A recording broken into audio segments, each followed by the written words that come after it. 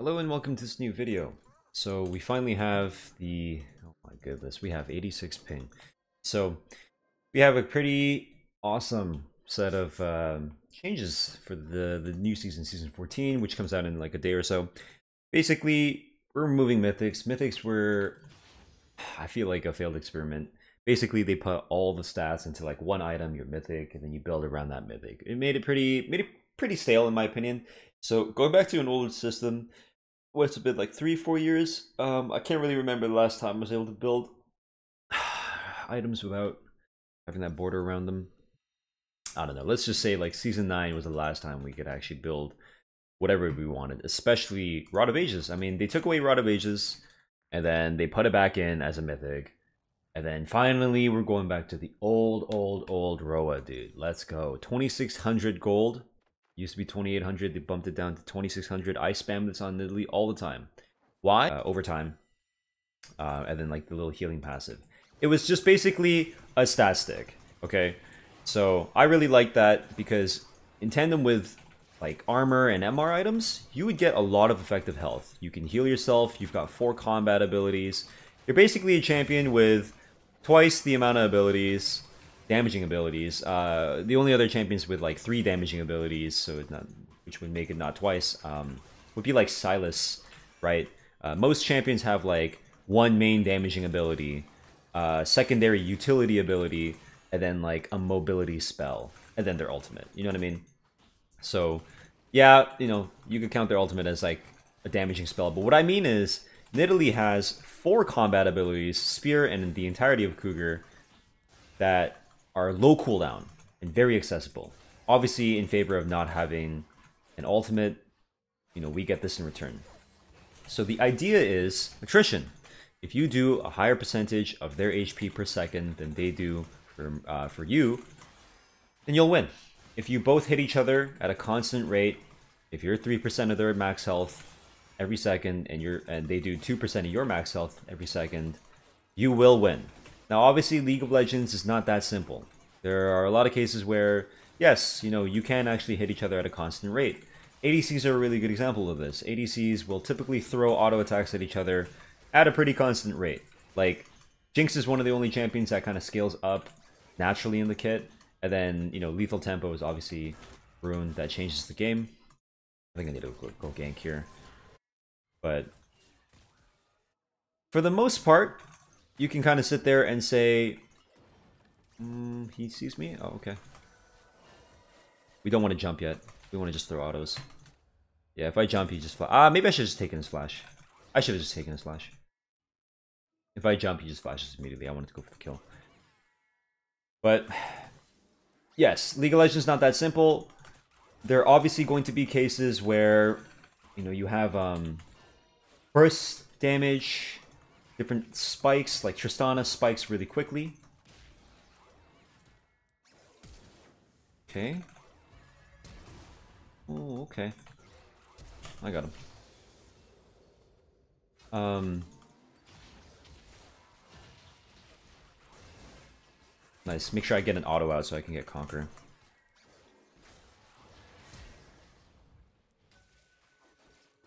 Nice. Good.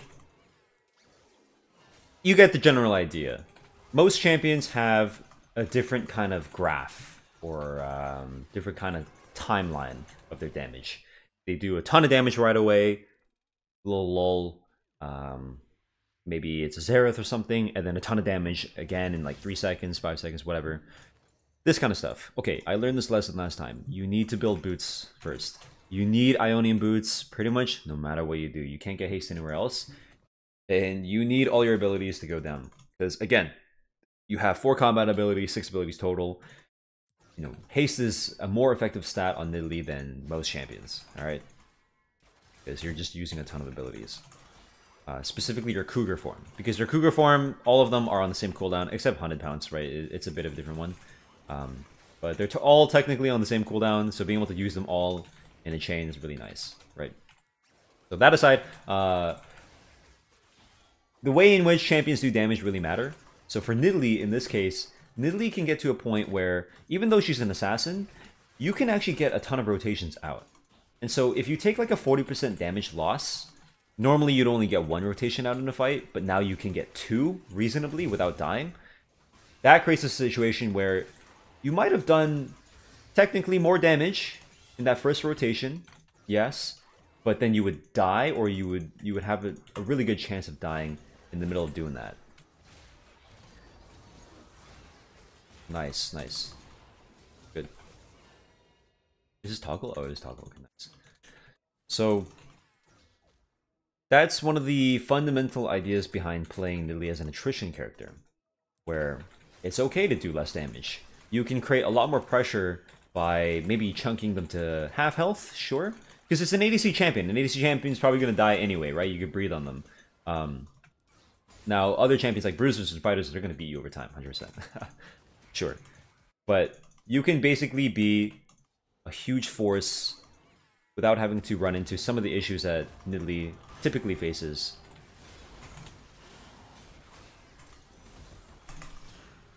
Number one being, even if you do land the spear, if you go in, you die. There are a lot of cases where this happens.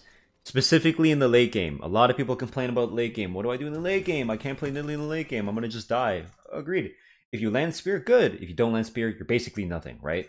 That's the issue with Nidalee. She doesn't have CC, so the only thing she can do is damage people. And if she can't even damage people properly, what the hell are you good for? Planting traps and healing your teammates?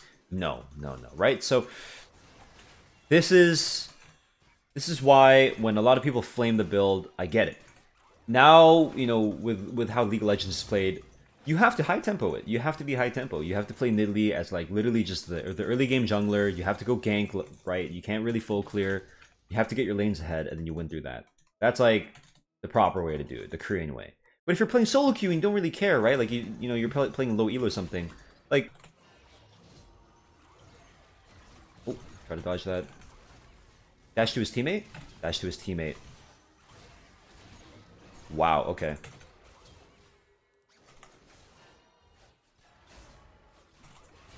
Nice, nice, nice, nice. Good. So, pretty unfamiliar concept for most people. Number one, the idea of having fun. And number two, playing a different style than you might be used to. You know what I mean? These are things... He's gonna dodge backwards. Okay, no, we're good. These are things that people will reject, people will criticize, and that's fine, dude. I'm never going to say that these builds are good.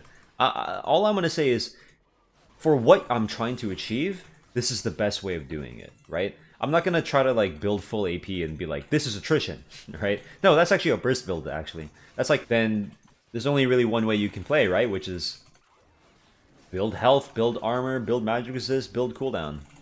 And not that much AP. So, I just want everyone to understand that. I'm never going to pitch these as a good build. Because even if I think that, it's going to take a lot more effort to explain myself. Not that I can't, it's just like, I can't guarantee that every single person I talk to is going to hear every single argument that I've ever made. So, the easier way out is to just be like, whatever, the League community is too immature. They're not ready for this kind of conversation. Why don't I just go ahead and say it's a bad build so I don't have to deal with it, right? It's an easy way out. Don't mind me. Okay, second item. Second item is up for contention. You can go there. I'm gonna go for the grubs maybe. You can build Shojin, which gives you a ridiculous amount of haste. It doesn't give you any AP, but AD is a better stat than AP in a lot of cases, especially because Nidalee has an auto attack speed buff, which is very nice quality of life. I'm not saying 80 Nidalee is good, but 80 Nidalee does have at least some, what's it called? Some ratios in the form of the Cougar Q and Cougar E, and also auto attacks. Auto attacks are more abundant than spells for the most part. So if you're ever trying to play, or if you're ever trying to understand the difference between AP and AD, not sometimes, most of the time, unless it's a point and click spell for the AP champion, you know, even if you have 1000 AP, it doesn't really do anything for you if you don't land your spells. If you have 1000 AD, however, you will kill anyone you touch. What the hell, man? What? You can FF at 10? Okay, let's just go through the items. Shojin gives you 20 haste, and it gives you a ridiculous amount of basic ability haste, so that's like the most haste you can get for your Kruger form. Also, when you hit your spells, it increases your damage by your spell damage by 3%, stacks up to 4. So 12% extra damage. All right. So you can do the math on this, but in order to get 12% extra damage on the rest of your abilities, you'd have to have a certain amount of AP, like damage on your spells, even without having to build AP. And you get the bonus 80, which applies on your takedown, your Kruger Q, and your Kruger E.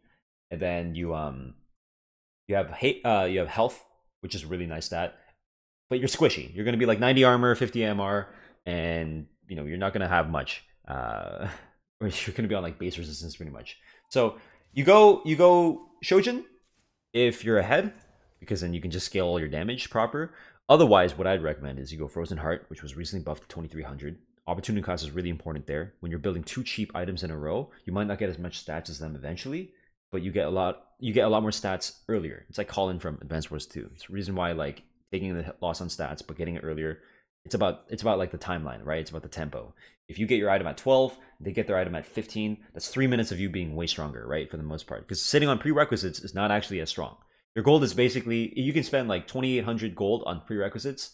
You don't even have 2800 gold worth of stats pretty much. You'll have maybe like 2500, but the moment you complete that, the moment you pay that extra 200 or 300 to complete that item, that turns it into an actual 3100 item. Well, I mean, obviously some items are more gold efficient, but that's the general idea behind like timeline, right? Like you want to make sure you're getting your cheap items fast as fuck. That's why sometimes when I'm curving my items, if I go like, in the past I used to go like my mythic into a really cheap econ item, like Redemption's really cheap. That's why people did Umbral Glaive. Umbral Glaive was 2100, so you get 1.5 items fast, and they're still sitting on like prerequisites, and like they're bad prerequisites, right?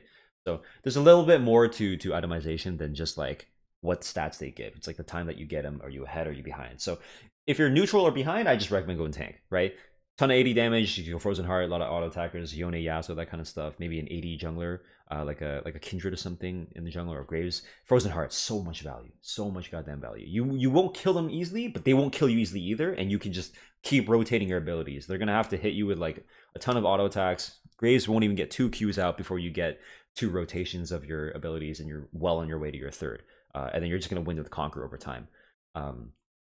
I don't think so highly about Spirit Visage, but typically against a heavy AP comp, if you're like playing against Victor, Zac, and then they have a Gwen, for some reason, if they have a Victor, Zac, and Gwen, okay, 3 AP you can substitute for anyone. Probably just go with Spectre's Call if that's still a thing, or whatever prerequisite. Just get a little bit of MR. MR itemization is very different. Where again, because MR or AP abilities, magic damage. Sorry, AP highly correlates to magic damage. Yes, there's some AP scaling turns into physical, like a Kali or something, but for the most part, when I say AP, just imagine magic damage. Magic damage typically comes in the form of like a skill shot, and if you can dodge it, if it's easily dodgeable, then you don't have to build that much MR. But in the case of Victor, you can't dodge the Q. Both activations of Q and the auto attack can't dodge. E you can dodge, kind of. R you can't really dodge. If you're on top of him, you can't dodge that. Zac, you can dodge the E, you can dodge the Q, can't dodge the W, can't dodge the R if you're on top of him as Nidalee. Gwen can't dodge. So in that case, because you can't dodge any other damage, you should go MR. Okay? But in the case of like Xerath, and then the enemy jungler is... Okay, Xerath, you can dodge everything. Enemy jungler, I don't care. Like, let's go with an 80 jungle. Like Sejuani, not that much magic damage. Or an 80 jungle. And their top laner is Sylas. This is a little bit of a mix of like AP damage, but a little bit. AP damage a lot, but it's dodgeable. AP damage, but it's like kind of hard to dodge because it's Sylas's melee. Okay, now you can still build MR, but in the case of like very fucking clearly Seraphine ADC, Xerath mid, 80 jungle, 80 top, like we don't need MR. We don't fucking need MR, dude. Seraphine's not gonna hit us hard. She can probably hit us easily if we jump onto her, sure, if we're not dodging properly. But like we don't care, right? So you have to think about the context in which you're building these sort of things. For the most part, 80 is a stronger stat in the game. So even if they have like 2 AP champions, unless they're ridiculously fed, if it's an equal slash slightly behind game, if the AP champions are the ones that are fed and you're behind because of that, you can build like a null magic mantle or something, or Spectre's Call.